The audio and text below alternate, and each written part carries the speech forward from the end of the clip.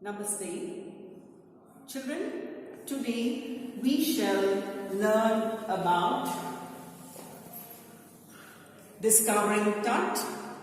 The saga continues, which is the third chapter of class 11th from Hornbill book. This particular lesson is written by A.R. Williams. Now A.R. Williams, he stays in Virginia and he was very fond of reading books from a very young age, and he crafted many tales for others to read. Now coming to this portrait, you might be wondering as to whose portrait it is. It is the portrait of King Tut. Now, who was King Tut? He was the last heir of the powerful pharaoh of 18th dynasty of Egypt. That is, he was the last ruler of this powerful kingly dynasty of Egypt. Now, his full name is Tutankhamun. In short, people call him as Tut. And when was he born? He was born in 1341 BC and died in 1323 BC. King Tut was laid to rest laden with gold 3,300 years ago. That is long ago he was buried, and that too with gold. Ruled for 9 years. He just ruled for a very short span, that is only for 9 years. And he died under mysterious circumstances, and when he was just a teenager.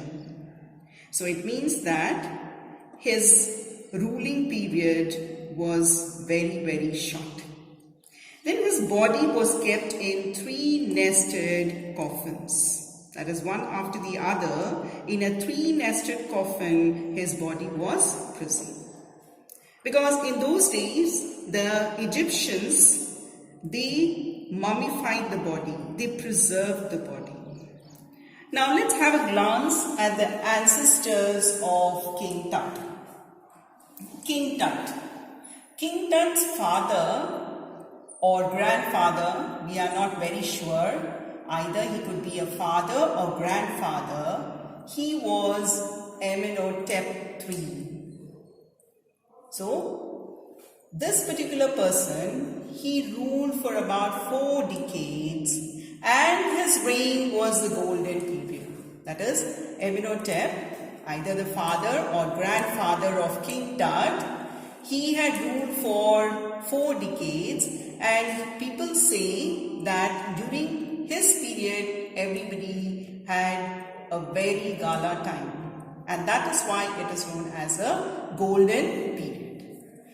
Amenhotep's son, that is Amenhotep IV.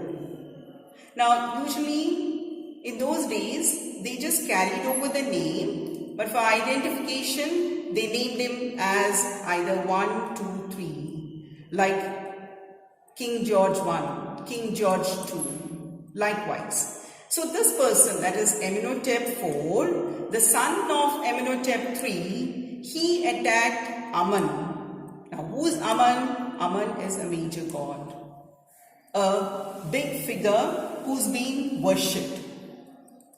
Probably he did not like Amun, and he attacked all the temples of Amun.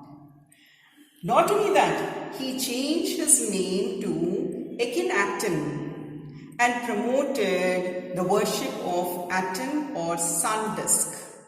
So they say this particular person, that is Amenhotep IV, was a little wacky person, and hence he did weird things. That is why he changed his name from Amenhotep to Akhenaten, and he promoted the worship of Aten. Aten means it is a sun disk.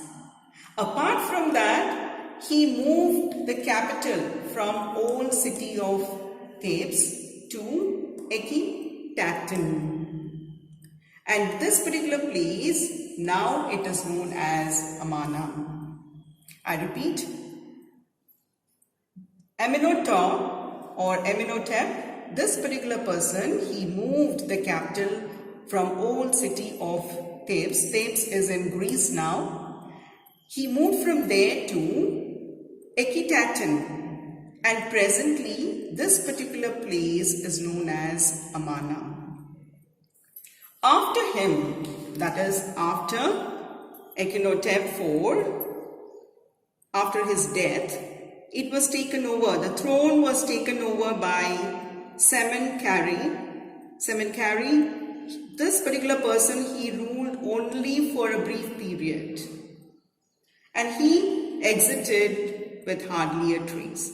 So people never knew how, where, no kind of whereabouts about him, because he ruled for a very, very short span of time. Later, King Tut, he had come onto the throne, and he is known as a living image of Amun. Now you remember, Amun is, yes, a major god. So it means that he brought back the old glory of Amun. He started restoring the worship of the god Amun. He changed his name from Tutankhaten to Tutankhamen. So presently we address him as Tutankhamen.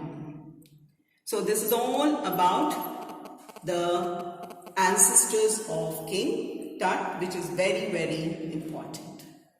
Now moving on to the investigations.